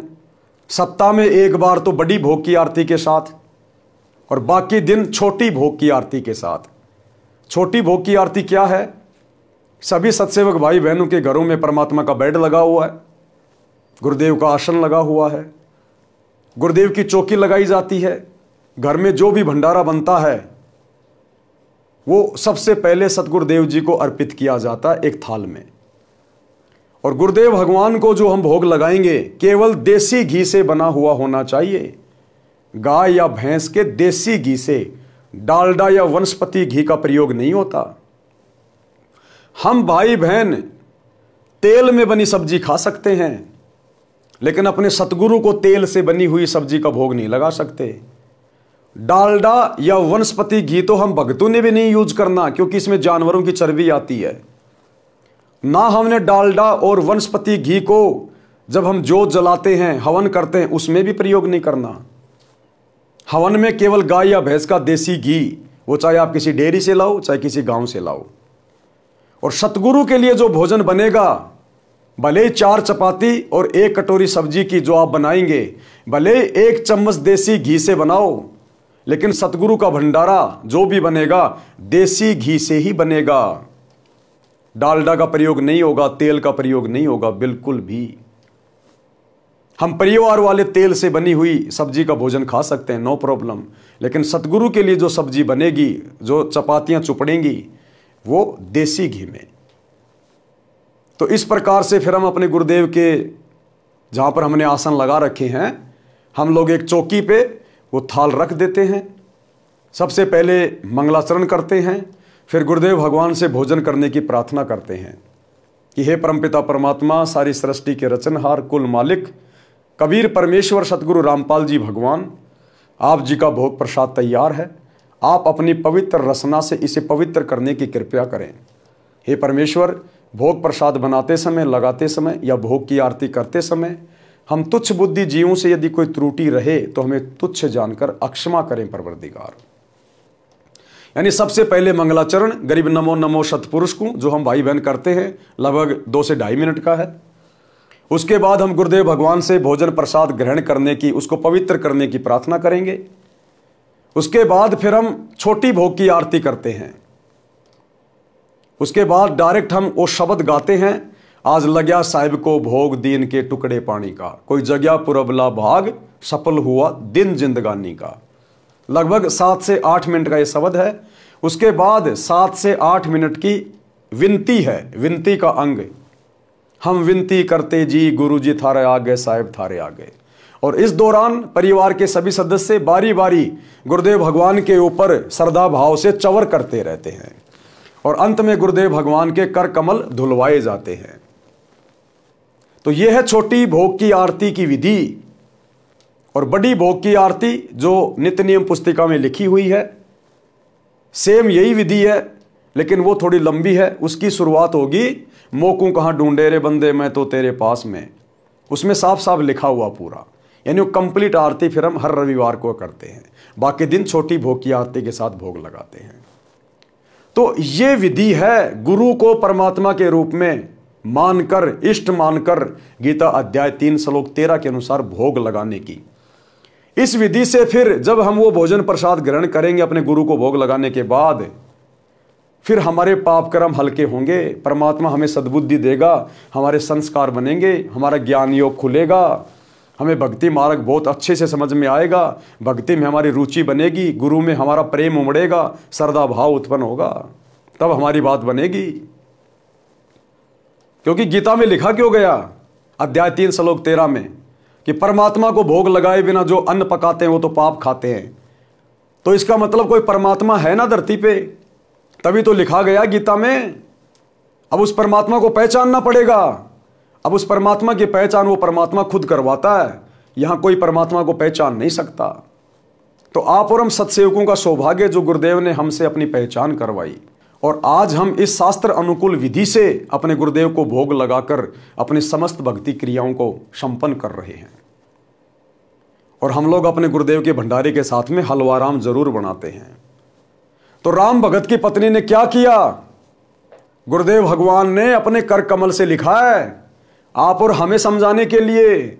जो भाई बहन अभी भी अपने गुरु को परमात्मा ना मानकर उनको भोग नहीं लगा रहे हैं, उसकी पत्नी ने फिर खाना बनाया और हलवा बनाया, और हलवा बना के, भोजन बना के सबसे पहले 2 कटोरियों में किसको भोग लगाया, अपने गुरु जी को। उसके बाद अपने ससुर जी के पास लेके गई। क्या कह रहे हैं गुरुदेव, लड़का खेत से पशुओं का चारा लेकर आया और पहले की तरह पिता को देखा और बिना बोले आगे घर में चला गया। उसने देखा कि पत्नी निर्मला हलवा बना रही थी। उसने सोचा कोई त्योहार होगा, फिर सब्जी रोटी बनाई। क्या बनाया उस बहन ने, हलवा बनाया और सब्जी रोटी बनाई, और सबसे पहले गुरु भगवान को 2 कटोरियों में भोग लगाया। क्या लिख रहे हैं गुरुदेव भगवान, आप और हम भक्तों की आंखें खोल रहे हैं कि सबसे पहले गुरु भगवान को, यानी गुरु ही भगवान होता है, गुरु ही भगवान होता है। यदि गुरु के अलावा सतगुरु से उपदेश लेकर आप किसी अन्य में भगवान देख रहे हैं, जैसे हमारे ज्यादातर भगत भाई बहन जो आश्रमों से जुड़े हैं, वो आज भी एक दाढ़ी मूंछ वाली कबीर जी के समझे जाने वाली फोटो को भगवान मान रहे हैं। तो गुरुदेव ने यहां पर गुरु के आगे भगवान शब्द लिखकर ये क्लियर कर दिया कि आप बहुत बड़ी गलतफहमी में जी रहे हो। अभी तक आपने ज्ञान को आधार नहीं बनाया है। जिस प्रकार सत्सेवक ज्ञान को आधार बनाकर, गुरु को भगवान मानकर, घर को आश्रम बनाकर, अपने गुरु को भोग लगाकर अपनी भक्ति पूरी कर रहे हैं। अन्यथा भाइयों और बहनों, वो बेचारी पहली बार सत्संग में गई, 3 दिन उसने सत्संग सुना। 3 दिन में उसको कहां से ये बातें समझ में आ जाएंगी कि गुरु ही भगवान होता है और गुरु को हलवे राम का भोग लगाया जाता है सबसे पहले भंडारे का। ये बातें गुरुदेव भगवान आप और हमारी आंखें खोलने के लिए इस पुस्तक में मेंशन कर रहे हैं। गुरु स्वयं नहीं कहेगा कि मैं भगवान हूं, मैं परमात्मा हूं, मुझे भोग लगाओ, हलवा बनाओ। ये विधि शास्त्रों में लिखी हुई गुरुदेव ने बता दी, अध्याय 3 श्लोक 13 गीता जी का। और यहां गुरुदेव हमें फिर से प्रेरित कर रहे हैं कि बच्चों अभी भी आंखें खोल लो, अपने गुरु को पहचानो, अपने जैसा सामान्य व्यक्ति या सामान्य संत मान के व्यवहार मत करो। तो क्या किया उस बहन ने? सर्वप्रथम गुरु भगवान को 2 कटोरियों में भोग लगाया, अपने गुरु जी को परमात्मा मानकर, भगवान मानकर। गुरु भगवान यानी गुरु ही परमात्मा होता है। सर्वप्रथम गुरु भगवान को 2 कटोरियों में भोग लगाया तथा फिर एक थाल में रोटी, कटोरियों में हलवा तथा सब्जी डालकर अपने ससुर जी के पास लेकर गई। हलवा बनाया, भोजन बनाया और सबसे पहले अपने गुरु जी को भोग लगाया, उसके बाद में अपने ससुर के पास लेकर गई वो भोजन और बोली, पिताजी भोजन खा लो, भूख लगी होगी, दूर से आए हैं। राम भगत बोला, बेटी मेरे को ये हजम नहीं होता, सूखी रोटियां ला दे, मैं बीमार हो जाऊंगा। राम भगत जी ने सोचा कि कहीं भावना में बहकर बेटी आज तो सब सेवा कर देगी, परंतु लड़का इसको धमकाएगा क्योंकि उसको सत्संग का ज्ञान नहीं है, कहीं घर में झगड़ा ना हो जाए। इतने में लड़का भी आ गया, अपनी पत्नी को बोला, पिताजी ठीक ही तो कह रहे हैं, ले चल अंदर। पिता का कमरा गली पर था, बच्चों का रहने का अंदर को था। पत्नी बोली, चुप रहे। राम भगत के बेटे की बहू बोली, चुप रहे, बहुत कर्म फोड़ लिए, सत्संग में जाके आई हूं, सब कुछ समझ में आ गया मुझे। क्योंकि वो बेटा अपनी पत्नी के कहने में चलता था। तो पत्नी ने कहा चुप रहे, तो बेटे की क्या औकात, अब वो चुप ना रहे तो बोले चुप रहे, वो मैंने बतेरे कर्म फोड़ लिए मेरे। पत्नी बोली चुप रहे, मैंने बहुत पाप इकट्ठे कर लिए, अब पिताजी की सेवा मैं स्वयं करूंगी। लड़का चुप हो गया। राम भगत ने दोनों बच्चों को थोड़ा थोड़ा हलवा दिया, पुत्र वधू को देने लगा तो बोली कि आप क्या खाओगे, घर पर और भी बहुत सारा हलवा प्रसाद बचा है, पिताजी आप खाओ, नहीं खाओगे तो मेरी आत्मा रोएगी, क्योंकि मैंने बहुत ज्यादा आपके साथ बदतमीजी कर रखी है, मैंने बहुत ज्यादा पाप इकट्ठे कर रखे हैं। अब आपकी सेवा करके ही सतगुरु मेरे पाप कर्मों को धोएगा, साफ करेगा। आप नहीं खाओगे तो मेरी आत्मा रोएगी। देखो भाई और बहनों, एक सत्संग ने कितना चेंज कर दिया, कितना परिवर्तित कर दिया। अन्यथा राम भगत के ऊपर क्या बीत रही थी। और अंत में वो बेटे की बहू, अंत में फिर उसका क्या हसर होता। ऐसे ही वो बीमार होती, खटिया में पड़ी होती, और उसके घर में भी फिर ऐसी बेटे की बहू आती, तो दुर्गति होनी थी उसकी। दुर्गति अंत में परमात्मा ने पूरे परिवार को बचा लिया, पूरे परिवार को संभाल लिया। आगे चलकर बेटे ने भी नाम दीक्षा ले ली, पूरा परिवार ऋषि परिवार बन गया, शुरग बन गया, शुरग। जो सतगुरु अपनी सतभक्ति से, अपने आशीर्वाद से ऐसे उजड़े हुए परिवारों को सुखी कर दे, धरती पर सुर्ग बना दे, तो क्या उस सतगुरु के सतलोक में अखंड सुख नहीं होंगे? वहां की तो हम कल्पना भी नहीं कर सकते। जब शरीर छोड़ने के बाद सतगुरु के साथ विमान में बैठकर सतलोक जाएंगे। जो सतगुरु यहां इतना सुखी कर सकता है, तो सोचिए उसके सतलोक में कितना सुख होगा। भगत राम भगत जी ने गुरुदेव भगवान का सुमरण किया और भोजन खाया। गुरुदेव भगवान का धन्यवाद किया कि ये परमात्मा, आपने तो मेरे परिवार को उजड़ने से बचा लिया, आपने तो स्वर्ग बना दिया मेरा परिवार। अपने गुरुदेव का धन्यवाद किया।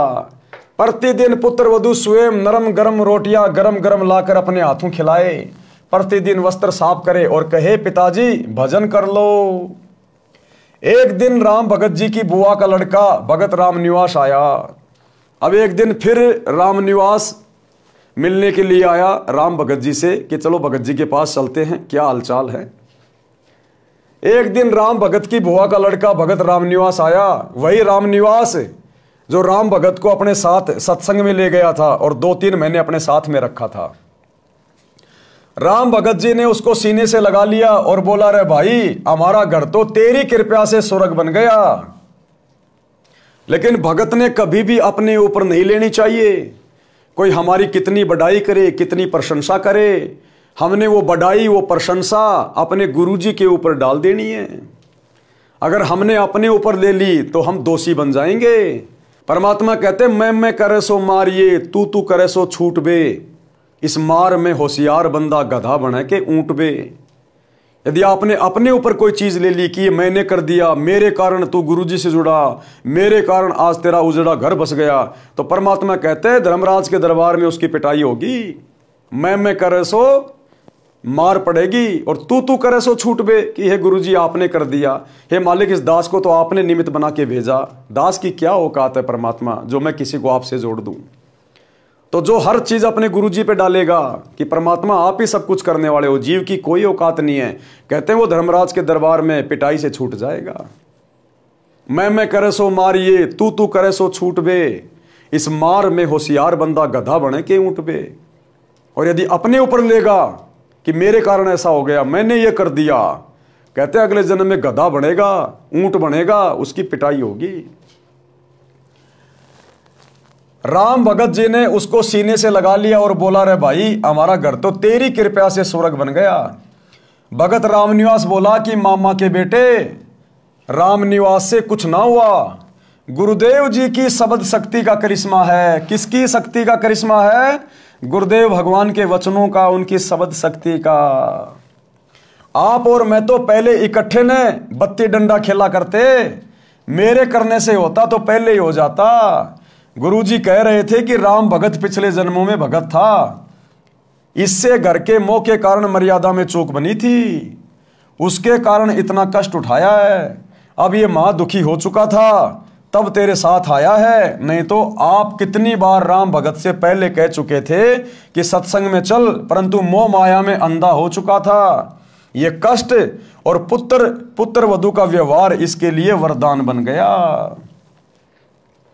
ये कष्ट और बेटा बेटी का वो बुरा व्यवहार इसके लिए वरदान बन गया कि अंदर ही अंदर दुखी होकर, बाहर तो केवल दिखावा कर रहा था कि मुझे कोई दिक्कत नहीं है, मेरा बेटा बेटी बहुत अच्छे हैं, लेकिन अंदर तो जो कष्ट था, जो पीड़ा थी वो होनी थी।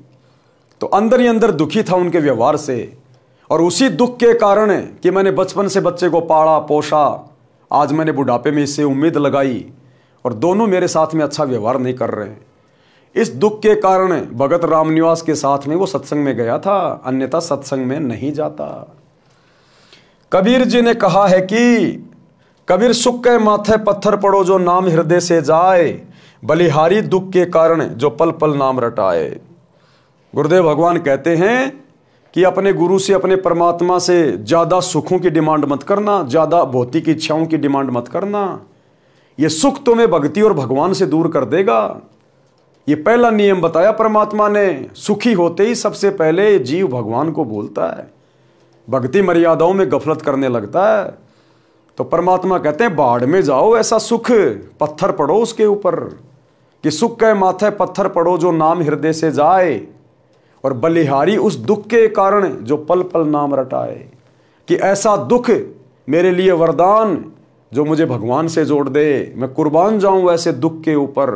और परमात्मा हल्का हल्का कष्ट, हल्का हल्का दुख भक्ति करवाने के लिए आप हमें देते रहिएगा। तो भगत ने कभी भी अपने गुरुदेव भगवान से सांसारिक सुखों की डिमांड नहीं करनी चाहिए, क्योंकि हम जो भक्ति कर रहे हैं ये देवी देवताओं की नहीं है, किसी आधे अधूरे बहरे देवी देवताओं की नहीं है, भगवानों की नहीं है। ये डमी गॉड की भक्ति नहीं है, रियल गॉड की भक्ति है। और रियल गॉड अंतर्यामी है, हमें कब किस चीज की आवश्यकता है उसको सब पता है। अगर हम उसकी मर्यादा में रह के भक्ति करेंगे, वो समय पर हमारी हर इच्छित आवश्यकताओं को पूरा करता रहेगा, मांगने की जरूरत नहीं है। तो गुरुदेव कहते हैं कबीर सुख के माथे पत्थर पड़ो जो नाम हृदय से जाए, और बलिहारी व दुख के जो पल पल नाम रटाए। भावार्थ, हे परमात्मा इतना सुख भी ना देना जिससे तेरी भूल पड़े। जिस दुख से परमात्मा की पल पल याद बनी रहे, वैसे दुख सदा देते रहना। मैं बलिहारी जाऊं उस दुख को जिसके कारण परमात्मा की शरण मिली। भगत राम भगत जी ने भगत रामनिवास जी से कहा कि अब के सत्संग में बेटे प्रेम सिंह को ले जाना, इसका भी उद्धार हो जाएगा। अगले सत्संग में जो 1 महीने पश्चात होना था भगत रामनिवास जी आए और प्रेम सिंह को अपने घर ले जाने के बहाने ले गए। घर से सत्संग में ले गए। 3 दिन तक आश्रम में रहे, सत्संग सुना, अन्य पुराने भक्तों से उनकी आप बीती सुनी तो सत्संग के रंग में रंग गया। भगत राम भगत जी का परिवार एकदम बदल गया, भक्ति सेवा करके कल्याण को प्राप्त हुआ। तो भाई और बहनों, घर किस किनारे पे था? उजड़ने के किनारे पे। राम भगत का आगे का जीवन यदि परमात्मा उस पर दया ना करते, रामनिवास को निमित्त बनाकर अगर सत्संग में ना लाते, तो भगत राम भगत का बुढ़ापा, उसका आगे का जीवन नरक से कम नहीं था, नरक से कम। और ना उसके बेटा बेटी का व्यवहार चेंज होता, उनको शरण नहीं मिलती गुरु जी की, जिस कारण से उनके बेटा बेटी भी बिगड़ जाते, उनमें भी वही कुसंस्कार पैदा होते चले जाते और नस्लें बिगड़ जाती, पीढ़ियां बिगड़ जाती। लेकिन एक व्यक्ति ने समझदारी दिखाई, राम भगत ने सतगुरु की शरण ग्रहण कर ली, सतगुरु के सत्संग वचन सुने, भक्ति शुरू कर दी। उस एक भगत के कारण परमात्मा ने पूरे परिवार को स्वर्ग बना दिया, स्वर्ग। तो इसी प्रकार भाई और बहनों, अभी आप लोग जो सतगुरु रामपाल जी की शरण से दूर हैं, आप लोग जो ये सोच के बैठे कि बस हमारा बेटा नौकरी लग गया, बेटी नौकरी लग गई, बहुत बड़ा अधिकारी बन गया, अरे बड़े बड़े मुख्यमंत्री जेलों में पड़े हैं, आपको तो केवल छोटा मोटा अधिकारी लगा है, मुख्यमंत्री तक जेल में चले जाते हैं। ये सब अपने अपने संस्कारों का कारण है, पाप और पुण्य के कारण सारा खेल हो रहा है यहां पर। अगर अपने जीवन में संस्कारों से ज्यादा चाहते हो, अच्छा चाहते हो, अपने भाग्य में कुछ परिवर्तन चाहते हो, आने वाले संकटों से छुटकारा चाहते हो, जिन संकटों के विषय में आपको नहीं पता कब आपके घर पे बिजली गिर जाए, आप लोग तो खुशी खुशी बेटा नौकरी लग गया, पूरे परिवार को लेके किसी बाबा जी के दर्शन करने जा रहे, पहाड़ों पे, मंदिरों में, तीर्थों पे, और रास्ते में गाड़ी एक्सीडेंट हो गई। जैसे दुनिया कुंभ के मेले में अपने पाप कटवाने जा रही थी, वहां भगदड़ मच गई, दुनिया खुद ही कट गई। अगर वे आत्माएं सतगुरु की शरण में होती तो पहली बार तो इन तीर्थों पे धक्के खाने नहीं जाती, उनको पता चल जाता कि शास्त्र अनुकूल भक्ति साधना क्या है। इस प्रकार इन तालाबों में, नदियों में नहाने से, धोने से पाप नहीं कटते। और वे आत्माएं सतगुरु की शरण में आके सत भक्ति करती, ये मनमाने आचरण करने से बचती, उस भीड़ में जाने से बचते, और आज वो मृत्यु को प्राप्त ना होते। तो सतगुरु की भक्ति से हमारे संस्कार भी कटते हैं, हमारे जीवन में परिवर्तन होता है, विचारों में परिवर्तन होता है। सतगुरु अपने आशीर्वाद से भगत का परिवार सेट कर देता है। इसलिए गुरु की शरण की आवश्यकता होती है। लेकिन नकली गुरुओं की शरण से, उनके सत्संगों से कोई परिवर्तन नहीं होता, कोई बदलाव नहीं होता। सच्चे सतगुरु की शरण ग्रहण करनी पड़ेगी। और आज आप सभी का परम सौभाग्य है, सच्चा सतगुरु, सतयुग से ऋषि महात्मा जंगलों में जा जाके मर गए, एक एक पैर पे खड़े होकर तपस्या करके गड़ गए, आज तक ये सतगुरु और इसकी सत भक्ति नसीब नहीं हुई। और आज इस कलयुग की पिछली पीढ़ी में चूंकि ये भक्ति युग शुरू हो चुका है, आप और हमें मनुष्य जन्म प्राप्त है, सतगुरु धरती पे प्रकट है, परम सौभाग्य है आप और हमारा। ब्रह्मा विष्णु महेश और देवी देवताओं को भी ये सौभाग्य प्राप्त नहीं है, क्योंकि वो भी मोक्ष के लिए भटक रहे हैं, लेकिन काल के हत्थे चढ़ गए, यहां नकली साधना करके चले गए, नकली गुरुओं के शरण में दान पुण्य करके चले गए, दुनिया भर के भंडारे और कंबल बांट के चले गए। उस पुण्य के कारण वो देवी देवता तो बन गए, लेकिन मोक्ष से वंचित रह गए। अब जितने दिन उनके दान पुण्य की कमाई रहेगी, तब तक वो देवी देवता बन के मौज करेंगे। जिस दिन वो कमाई खत्म, ये काल नीचे पटक देगा, गधा कुत्ता सुअर बनेंगे। तो देवी देवताओं को भी ये मौका नसीब नहीं है जो आज आप और हमें है, पूर्ण मोक्ष प्राप्त करने का, उन देवलोकों से भी उत्तम स्थान सचखंड में जाने का, सदा सदा के लिए अखंड सुख प्राप्त करने का, सतगुरु के सतलोक में जाने के बाद फिर ना कभी मरना, ना कभी बूढ़ा होना, ना कभी कोई रोग होना, ना कोई काम धंधा करना, सबको एक समान सुंदर शरीर, वहाँ हाड़ मांस का शरीर नहीं है, टट्टी पेशाब वाला शरीर नहीं है, नूरी शरीर है। सबके बड़े बड़े महल, सबके अपने अपने विमान, सबका भरा पूरा परिवार, कोई राग द्वेष ईर्ष्या नहीं, लड़ाई झगड़ा नहीं, मार पिटाई नहीं, ऊंच नीच का भाव नहीं, जाति और धर्म नहीं। वहां केवल आनंद ही आनंद है, वो सुख सागर है, सुख सागर। लेकिन वो कैसे मिलेगा? आज यदि आप सतगुरु के सत्संग सुनना शुरू करेंगे तो, और ज्ञान समझकर जब आप इनकी शरण में आ जाएंगे, इनके द्वारा प्रदान की गई सतभक्ति शुरू कर देंगे, तो सतगुरु धीरे धीरे सब कुछ परिवर्तित कर देगा, सब कुछ चेंज कर देगा।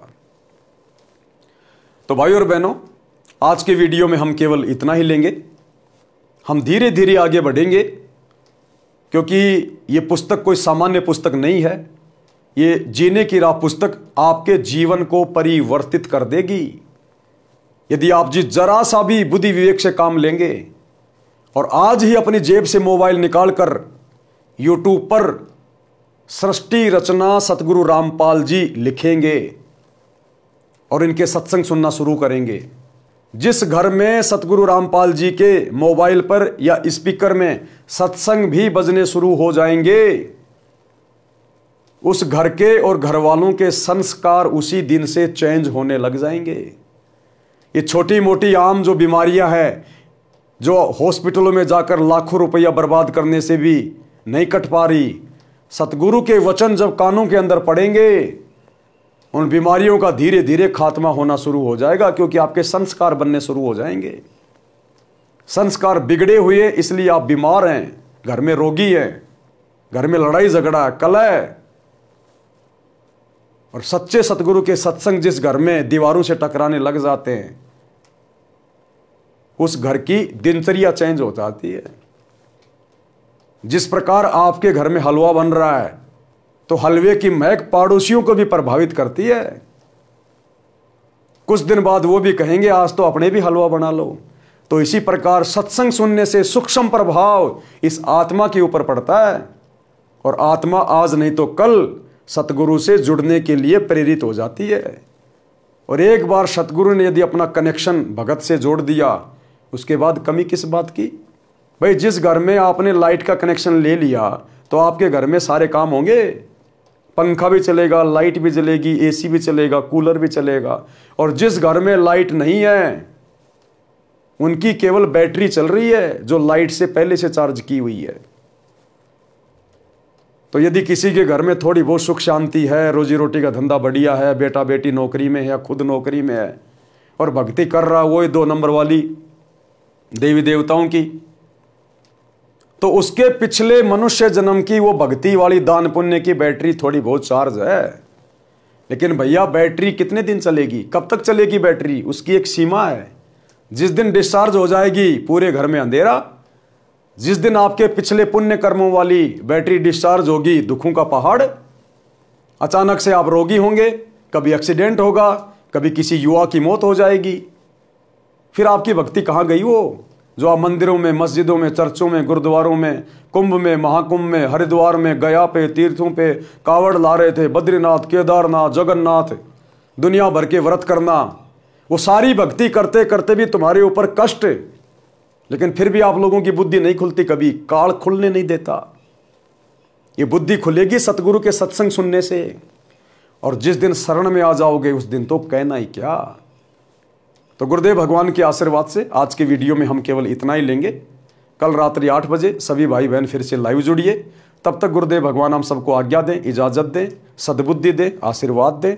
बंदी छोड़ सतगुरु रामपाल जी भगवान की जय हो। भाई जो गुरु वचन पे डट गे, कट गे फंद 84 के, कट गे फंद 84 के, कट गे फंद 84 के।